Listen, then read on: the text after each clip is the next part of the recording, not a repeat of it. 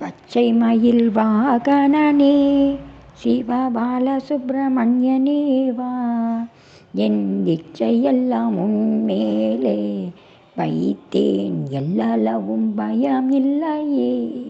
பச்சை மயில் வாகனனே சிவபால சுப்பிரமணியனே வா, என் இச்சையெல்லாம் உன்மேலே வைத்தேன், எல்லளவும் பயம் இல்லையே.